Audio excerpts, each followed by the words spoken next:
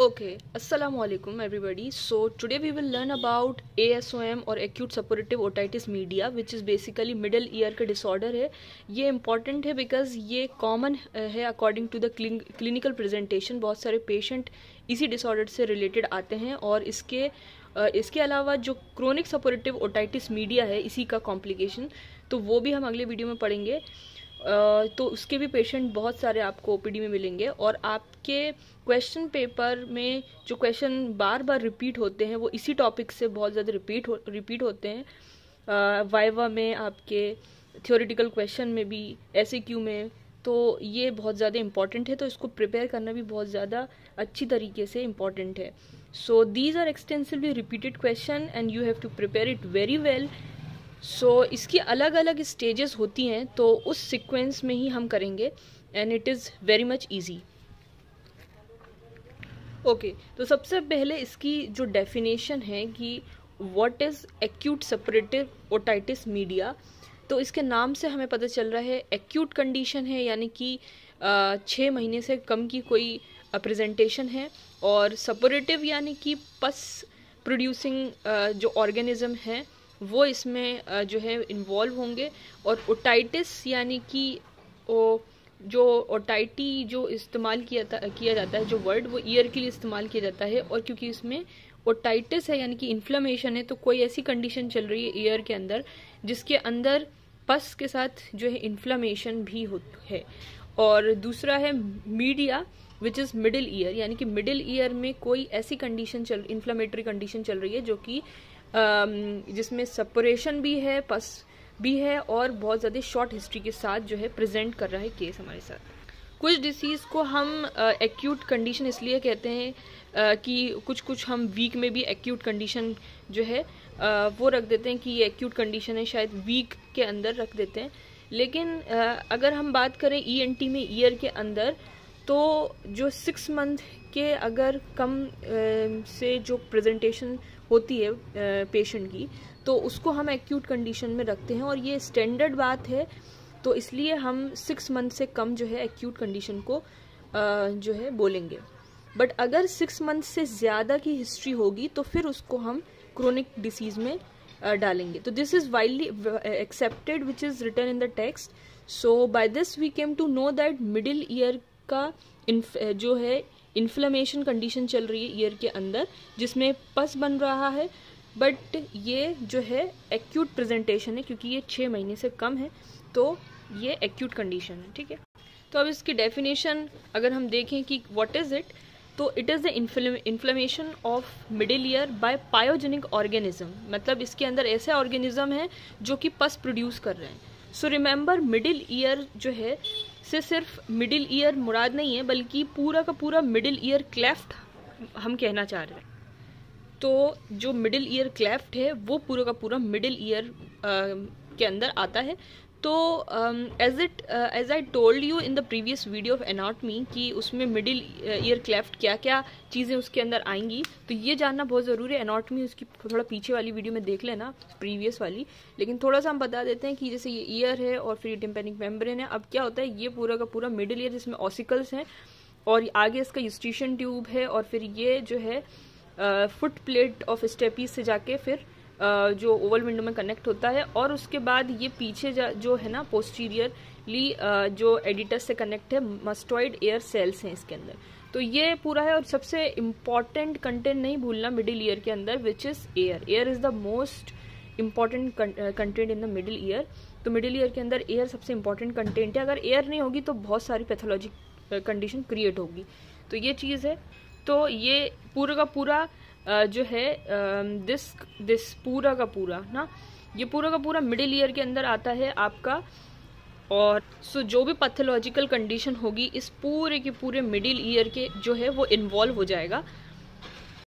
अब हम पढ़ लेते हैं कि इसका जो है कॉज क्या होता है. इसका कॉज ये होता है कि कॉमनली ये बच्चों में बहुत ज़्यादा कॉमन है. उसको कोई भी रेस्पिरेटरी ट्रैक्ट इन्फेक्शन हो, लाइक कोल्ड हो, कफ हो या गला ख़राब हो, नॉर्मली होता ही है बच्चों को. तो ऐसी कंडीशन में क्या होता है, उनको बहुत जल्दी ये मिडिल ईयर का इन्फेक्शन हो जाता है. तो आपको पता होगा कि कोई भी वायरस जो है वो जो भी वायरस है वो सर्दी खांसी में मतलब एक्यूट कंडीशन में हमें जो है इन्फेक्शन करते हैं, और फिर उसके बाद यही वायरस जो है वो चला जाता है हमारे मिडिल ईयर में इन्फेक्शन कर देता है, सुपरसीलिएटेड बैक्टीरिया आ जाता है, तो फिर मिडिल ईयर में इन्फेक्शन हो जाता है। तो ये जो है बैक्टीरिया जो है डायरेक्टली भी अफेक्ट करता है, इनडायरेक्टली भी अफेक्ट करता है। तो इसकी वजह से मिडिल ईयर में ये जो है इन्फेक्शन प्रोड्यूस करता है।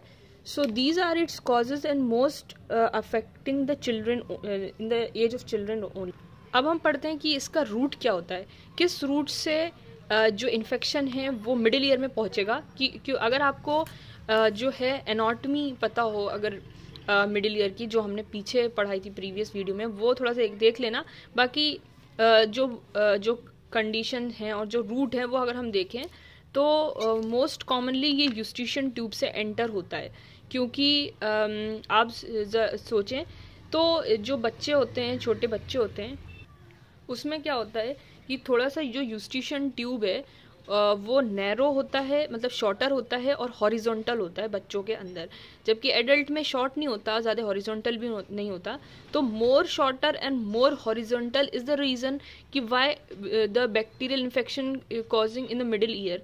तो क्या होता है कि मोस्ट कॉमनली बच्चों में होता है और यूस्टिशियन ट्यूब इसका मोस्ट कॉमन रूट होता है। तो आपसे ये क्वेश्चन पूछा जा सकता है कि वाई की यूस्टिशियन ट्यूब के थ्रू मोस्ट कॉमन क्यों है और बच्चों में ये ज़्यादा क्यों कॉमन है। एडल्ट में भी हो सकता है, हमें हर तीसरे दिन खांसी हो जाती है, सर्दी खांसी हो जाती है, तो क्यों हमें क्यों ये इन्फेक्शन नहीं होता, बच्चों में ज़्यादा क्यों कॉमन होता है? क्योंकि उनका जो यूस्टिशियन ट्यूब है वो ज़्यादा शॉर्टर होता है और ज़्यादा हॉरिजॉन्टल होता है, मोर शॉर्टर एंड मोर हॉरिजॉन्टल। और वो क्या होता है कि जब बच्चे छोटे होते हैं वो फीडिंग करते हैं, बॉटल फीडिंग करते हैं, तो क्या होता है वो लेट के हॉरिजॉन्टल पोजीशन में उनकी मदर उनको बॉटल फीड करवाती हैं, जिसकी वजह से क्या होता है कि ये जो फ्लूइड है वो हमारे मिडिल ईयर में एंटर हो जाता है। और जैसे कि मैंने आपको बताया था कि मिडिल ईयर का सबसे इम्पॉर्टेंट कंटेंट है एयर, और अगर एयर के अलावा कोई और चीज़ सब्सटीट्यूट होती है लाइक फ्लूइड, तो फिर वो इन्फेक्शन कॉज करती है। तो रीज़न आपको पता होना चाहिए, मोस्ट कॉमन चीज़ का आपको थोड़ा पता होना चाहिए कि क्यों ऐसा है कि यूस्टिशियन ट्यूब में मोस्ट कॉमन है। तो हॉरिजॉन्टल एंड शॉर्टर ट्यूब की वजह से ये कॉमन है और बच्चों में ज़्यादा कॉमन है। फिर दूसरा जो रूट है वो है एक्सटर्नल ऑडिटरी कैनाल, जो कि हमारा जो एक्सटर्नल ऑडिटरी कैनाल है वहाँ से इन्फेक्शन होता है, लेकिन ये लेस कॉमन होता है क्योंकि बहुत मतलब इतना मुमकिन नहीं है कि वो जाके एक्सटर्नल ऑडिटरी कैनाल में कोई इन्फेक्शन हो फिर परफोरेट कर जाए, बहुत ही लेस कॉमन कंडीशन है। उसके बाद हम आते हैं ब्लड बॉर्न पे। ब्लड बॉर्न जो भी डिसीज़ होंगी या फिर हमें कोई भी इन्फेक्शन होगा तो उसके ब्लड के थ्रू, ब्लड वेसल्स जो है वहाँ पे जो हमारे ईयर को सप्लाई कर रही है, मिडिल ईयर को, वहाँ से अगर इन्फेक्शन हो जाए तो ये भी एक लेस कॉमन चीज़ होती है, लेकिन ये कंडीशन होती है। ओके, तो ये 3 कंडीशन हो गई, एक तो Eustachian tube, external auditory canal के थ्रू और ब्लड बॉर्न। फिर उसके बाद हम आते हैं फैक्टर्स पे, क्या क्या फैक्टर्स हैं जो कि कर सकते हैं एक्यूट सपोरेटिव ओटाइटिस मीडिया। तो सबसे पहली कंडीशन ये होती है, ओके, तो इसकी जो फैक्टर्स होते हैं वो है कि किसी को रेस्पिरेटरी ट्रैक्ट इन्फेक्शन हुआ या फिर उसके आसपास हमें गला ख़राब हुआ या फिर उसको साइनोसाइटिस था या उसको टॉन्सिलाइटिस था, एडिनोइटिस था, एलर्जी था, तो ये सारे फैक्टर प्रीडिस्पोजिंग फैक्टर है। और क्योंकि नाक और कान जो है और ये जो चीज़ें हैं वो कनेक्टेड हैं एक दूसरे से, तो अगर आपको साइनोसाइटिस होता है, आपको एडिनोनाइटिस होता है, तो इस वजह से टॉन्सिलाइटिस होता है या फिर कोई भी एलर्जिक कंडीशन होती है, तो ये हमारे कान में एंटर हो सकते हैं ये सारी चीज़ें और हमें इन्फेक्शन कॉज कर सकते हैं। तो ये इसकी प्री डिस्पोजिंग फैक्टर्स हैं। अगर हम बैक्टीरिया की बात करें कि कौन कौन से बैक्टीरिया हैं which causes acute suppurative otitis media, so आपको बिल्कुल अच्छे से याद होना चाहिए कि स्ट्रेप्टोकोकस निमोनाई एंड जो हीमोफिलस इन्फ्लुएंजा, ये 2 ऐसे बैक्टीरिया हैं मोस्ट कॉमन जो कि कॉज करते हैं एक्यूट सपोरेटिव ओटाइटिस मीडिया। उसके अलावा स्टेफ ऑरिस मोर्जिला या फिर जो सूडोमोनास है, ये लेस हैं, लेकिन ये 2 चीज़ें, ये 2 जो बैक्टीरिया हैं बिल्कुल आप अच्छे से याद कर लें। बाय बाय क्वेश्चन हो सकता है कि स्ट्रेप्टोकोकस निमोनिया और हीमोफिलस इन्फ्लुएंजा, ये 2 बैक्टीरिया जो है मोस्ट कॉमनली करते हैं acute suppurative otitis media. Now we are coming to आपकी स्टेजेस क्या क्या होती हैं इसकी। तो अब चलते हैं कि इसकी स्टेजेस क्या क्या होती हैं।